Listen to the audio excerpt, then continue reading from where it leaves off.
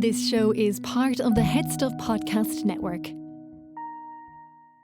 Welcome, gather round the fireside and listen to a tale of Fionn McCool, Cú Chulainn, Deirdre of the Sorrows, Gráinne Wail. From giants right down to fairies, of both the drooping and solitary, and close to us sometimes scary.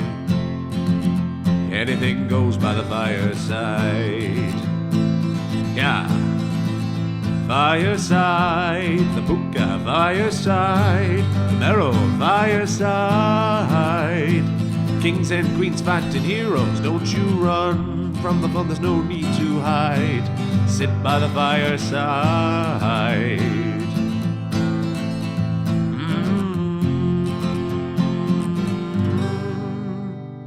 Fireside. Yeehaw. The evil eye. We all know the feeling. That certain look from someone. That person whose mere presence makes you feel ill at ease.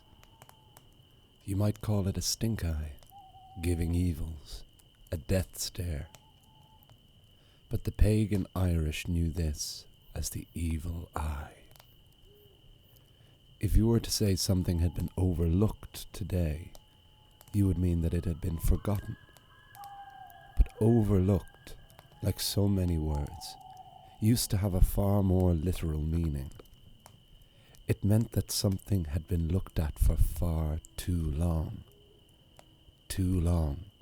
with malicious intent.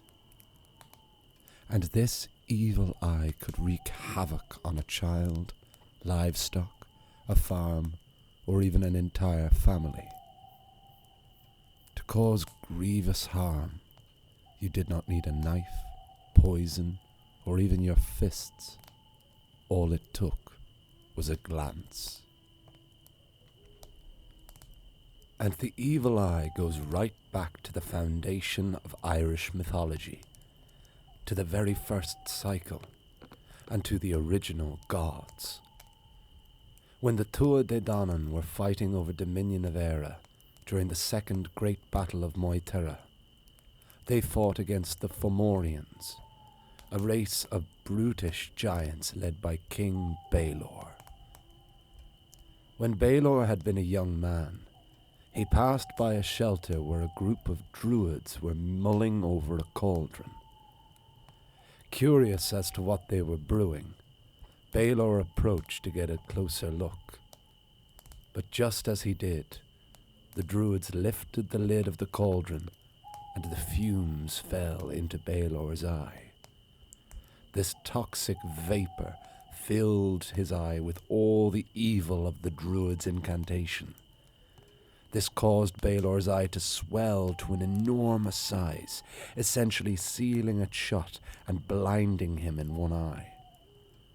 But under assistance, if Baelor's brow was lifted and his evil eye revealed, all who were caught in its gaze were destroyed. And not just death, destruction. And not just any one, but anything. The very grass withered, mountains crumbled. Baelor was not just death. He was pestilence, famine, and war. He was apocalyptic. He was entropy, the original nuclear weapon. Baelor's only weakness was the assistance required to open his evil eye. It often took 4 other giants to help, and this was the only way that Baelor was defeated, by his own grandson no less. The king of the Tuatha Dé Danann and the shining god Lugh Lámhfhada. Lugh represented everything Baelor did not. Lugh was the sun god, and he brought life to oppose Baelor's death. Baelor saw Lugh and summoned his men to lift the evil eye, but before they could, Lou of the Long Arm used his sling to cast a stone through Baelor's evil eye and out the back of his bloodied skull. The dislodged eye then gazed on Baelor's army, destroying the Fomorian horde and securing the Tuatha Dé Danann as the gods and kings of Era. But Baelor's end did not mean the end of the evil eye. Like how the gods themselves diminished over time and became the fairies, so too did the evil eye diminish. But it never went away. It started to appear in witches. Some say that the evil eye is natural. You're born with it, and you either have the gift or you don't. But others believe that it is something you can learn. And far more insidious are those who not only give the look, but also mutter an incantation. This can prove not just dangerous, but fatal. There was a young woman in Galway who had recently given birth to a beautiful baby girl. Now, beauty is a gift, one so many of us can only aspire to. But beauty is also a responsibility, often a burden, and sometimes a curse. For admiration breeds envy, jealousy, and ill will. People were so afraid that the child would receive the evil eye. The only cure was to always bless everything. A fresh crop, God save it. New cattle, God save it. So a newborn child, certainly God bless it. Because if you pass a fresh crop, new cattle, or a recent child and you fail to bless it, suspicion falls on you. How can you be trusted? You could be a threat. You could have the evil eye. But one day a strange woman arrived at the house of the mother and her babe. "Give me lodgings, for I am weary," the crone demanded. The young mother obliged, and the old woman entered the house, passed the sleeping child, and said nothing. The child had been good as gold and better since she had been born, but that night the baby wailed and screamed and was completely inconsolable. The next day the baby shriveled with illness. A fever, something. It was almost as if it was a different baby entirely. The mother held the child day and night, doing anything to soothe the poor baby. She sent for the priest, but the man of God feared the other folks' involvement. He either wouldn't or couldn't do a thing. The young mother feared her child would die, but then another mysterious old woman arrived at the door.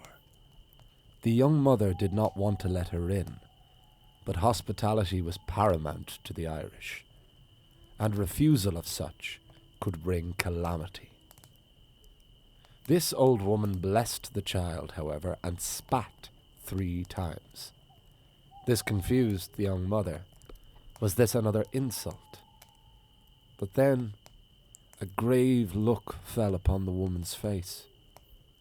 The old woman looked at the young mother and said, "I know what ails your child. What will you give me in return?" Desperate, the young mother said, "Anything. We have not much, but take all our silver."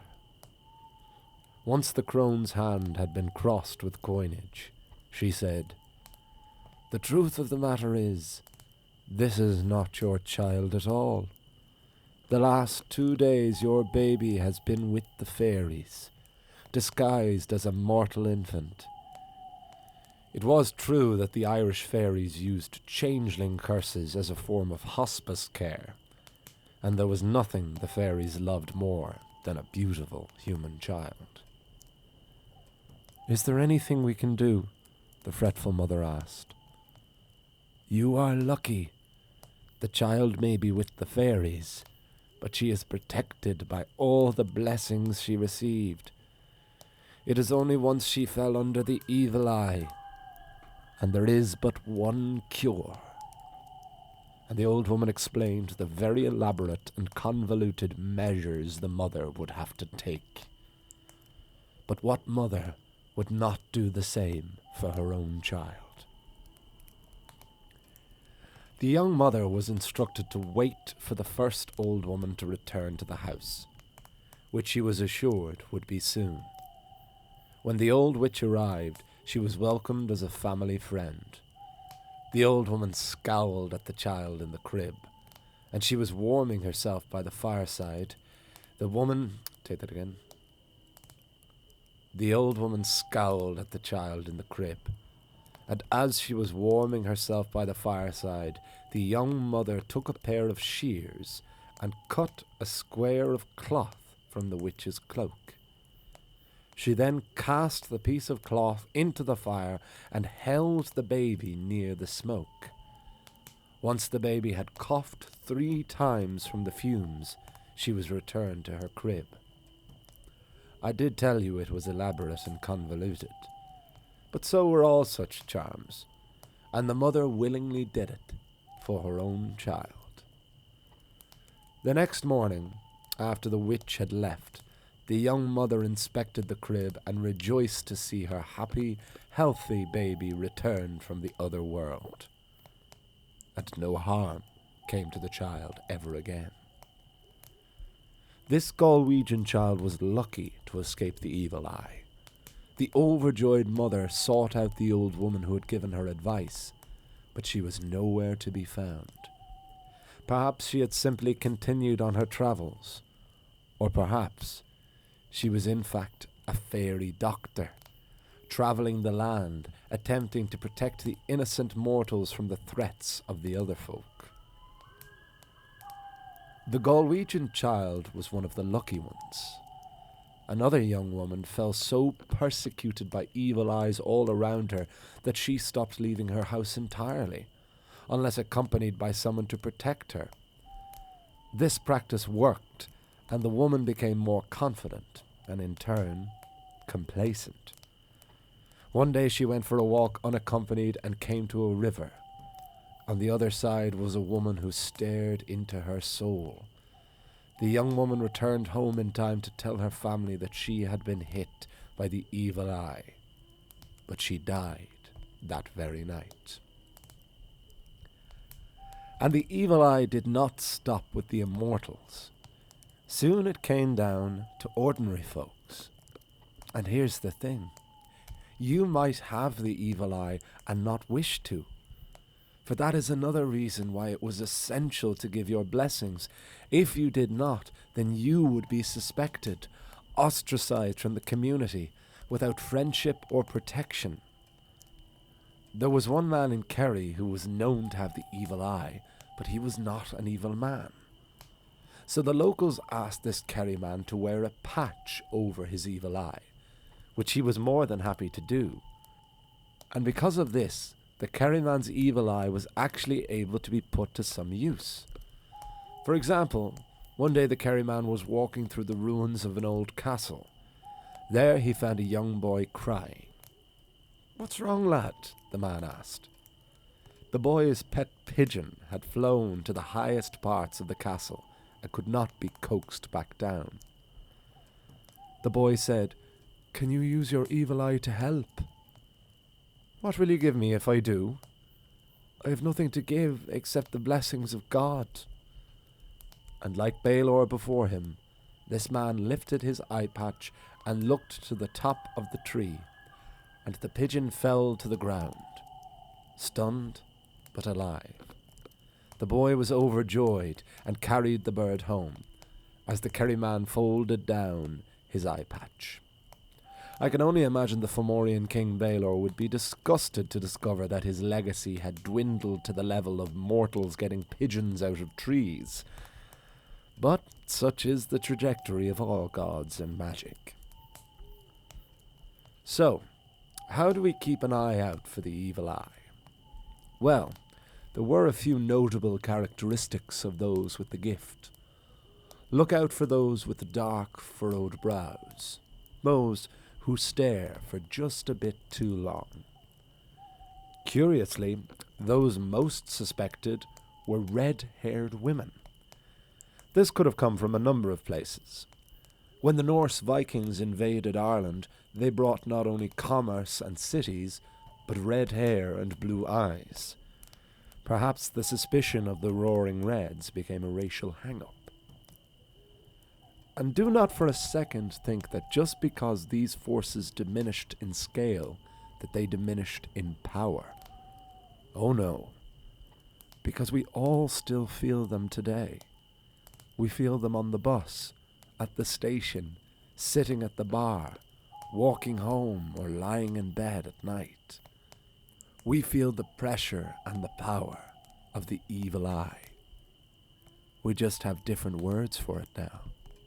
We may call it anxiety, paranoia, jealousy, envy. All are under the gaze of the evil eye. And you have probably seen it yourself, but not as a curse, as a charm. A dark blue stone with a light blue eye on top. This is a common charm in Greece and Turkey.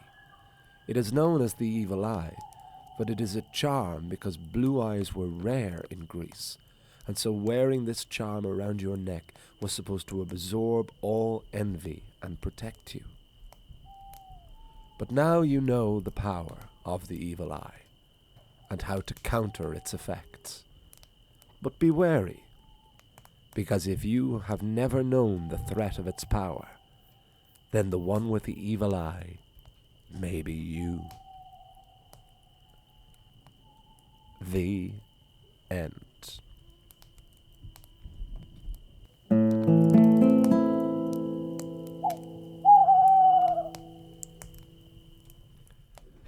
That is the story of the evil eye, and you are very welcome along to Fireside, the Irish storytelling podcast. Each episode of Fireside, we take a story from folklore or mythology, we retell it, have a chat about the tale itself and about the craft, the culture and history of storytelling. My name is Kevin C. Olahan. I am your host and your Fireside Bard. You are listening to episode 253 on Fireside, and you just had the tale of the evil eye, which we are going to have a discussion about right now. Before that, though, if you enjoyed this podcast, please recommend it to your friends, share it on your social media. Message me on Instagram at firesidebard. It's the best place, or email me at thefiresidebard@gmail.com. You can buy my book, Garden Sea, my poetry collection, at the Head Stuff website. The links are in the description below. And if you're really enjoying the podcast, you can support it further on Head Stuff Plus by paying €5 a month, or you can pay more if you want and gain access to bonus material, not just for the Head Stuff, not just for Fireside, but for all of the podcasts on the Head Stuff Podcast Network. And you regular listeners may notice that we did something a bit different this time. Usually I put this introduction right at the beginning, but I decided to swap it up for the moment and open with the story.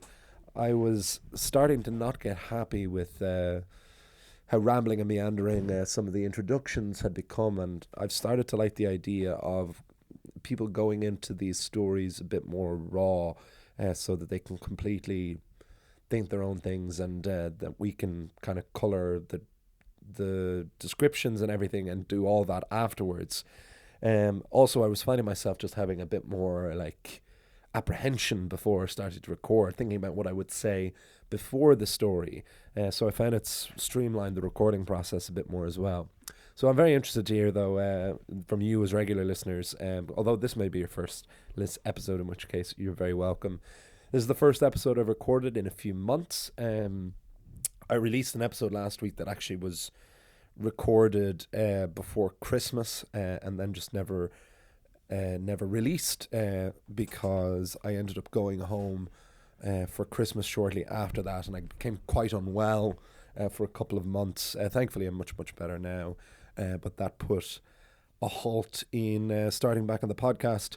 But it's been great. It's great to be recording again, and we are back with more gusto than ever. And thank you, of course, for everyone's patience, as the Fireside has been kind of all over the place in the last couple of years, but it is never my intention to stop it or to slow down. I always like when something comes into my life that gives me good cause to go back to Fireside, and that came in a strange form recently. I was approached a couple of months ago by a young writer called Owen Heenan, himself and his partner Emma McKiernan, who's a designer.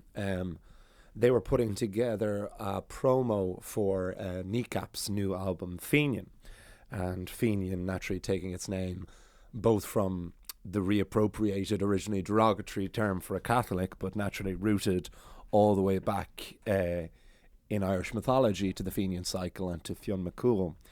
And so they kindly asked me if I would like to be involved in this and record this video of me sitting by a fireside and talking about the Fenian cycle and very much doing my thing. And I was absolutely thrilled to be involved, because not only do I love Irish mythology, but I'm a big Kneecap fan as well. I protested for Macar's trials over here in London over the past year, and I have just been a big fan of them since day one and what they've done for the Irish language and for Irish hip hop in general. Kind of made Irish hip hop serious for the first time in ever. And so it was a really cool thing to be a part of, and there's been a great response to the video, which you can see if you haven't seen already. You can see it on Mowgli Bap's Instagram page or in my reposts on my own page at Fireside Bard.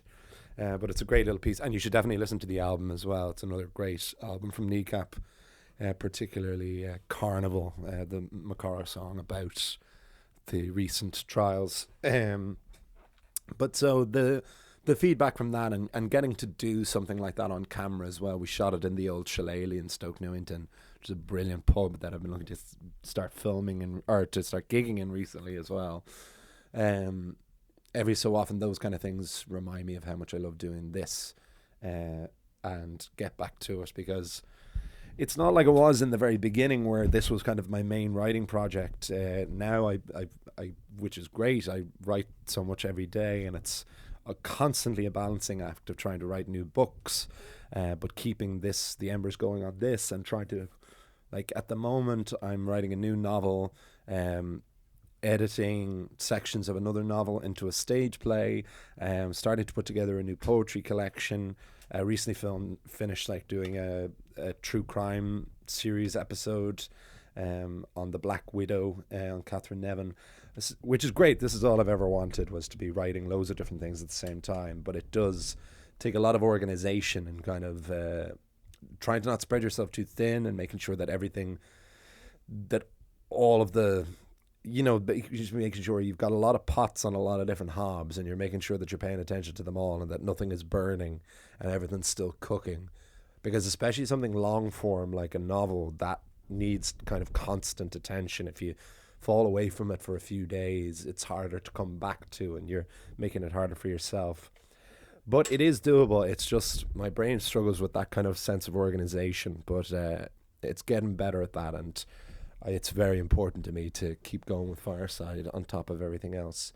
But the story that we just heard, to get onto, is it was an unusual one, but it was a really great one to get back to. It came from a new book I've been using from the same series as Celtic Weird. Actually, this British Library series on Irish folklore, these great editions. This one's called Uncanny Ireland, Otherworldly Tales of the Strange and Sublime, edited by Maria Giaconicci. Apologies if I mispronounce that name. It's another unusual name, like Johnny Mann's editing Celtic Weird. But this one is actually more focused specifically on Ireland, whereas Celtic Weird was all of the Celtic nations. But this story was a lady, Jane Wilde. This is Oscar Wilde's mother, who was a great folklorist in her own right. And she wrote under the pen name Speranza. And it was an unusual story in the sense that it isn't really a story, it's a collection of folk beliefs, which usually are ones I steer away from. But I loved the custom so much, and the this concept of the evil eye, especially the charm, that dark blue charm with the light blue eye and the black pupil, one of which I am holding in my hand as we speak. I only actually came across it recently enough. I was working on a show last year, and there was a phenomenal young dancer in the ensemble, lovely person, and she wore this evil eye necklace around her neck every day, and I'd never seen it, and I asked her about it, and she said it was supposed to keep evil spirits away and that kind of thing. And ever since I saw that, I've been seeing it everywhere, and it's a big thing in Greek culture and Turkish culture. And since then, I have been in a relationship and broken up with someone from Greece as well. So there's been a lot of involvement in Greece recently. And when I started researching this episode, I went out and I bought myself one because I live in Camden Town, and there's a lot of them in Camden Market. So I like the idea of them soaking up envy, and it felt appropriate to get one while researching this. But why I decided to do this, considering there wasn't really a structured narrative, boils down to, I think that I was able to form a narrative. It was written as these fragmented kind of sections and these little various anecdotes. And in my version, I've essentially tried to give like a chronology to it. The fact that it included Baylor in the first place, and we had an opportunity to return to a character who was in, one of the very, very first ever episodes of Fireside, which, now was written nearly 8 years ago, is always great to keep the cyclical nature of the podcast going. And especially because I'd like whenever there's anything folkloric that really does feel very current and relevant. Because I do think we do know this feeling, just like when we feel we're being watched or that there is something out to get us, these anxious feelings that just would have been known as the evil eye. So like everyone knows that feeling, which made it feel like a really good episode to cover and to kind of chart this chronology in the very first episode, like Fionn McCool, this concept that gods over time, when they stopped being believed in, shrunk down to fairies, and that mortal heroes grew in legend into giants, and that's how Fionn McCool became a giant. We have that same logic here with the idea of the evil eye going from this monstrous giant all the way down to just a simple glance, but not in any way losing its power or its menace. And I really, really loved that as a concept. And so I tried to chart that from the gods to, witches, right down to the ordinary folk, as we focus on Baylor himself, and then on the story of the Galway child, and then right down to the Kerry man, just using it to get pigeons out of trees or out of castle ruins. So it's good to have a sense of the mythology back in my life again. A few months ago, I was invited to Belfast by my good friend Fionn to work on do a workshop over there around a project around Irish mythology, and I've always relished any opportunity to talk about it. I don't get to talk about it enough in my day-to-day life, and this is what I mean again, when anytime these things come close to me, I feel the other world gets closer to my life again, and it always brings me back to the fireside. And I hope that you are still here to join us.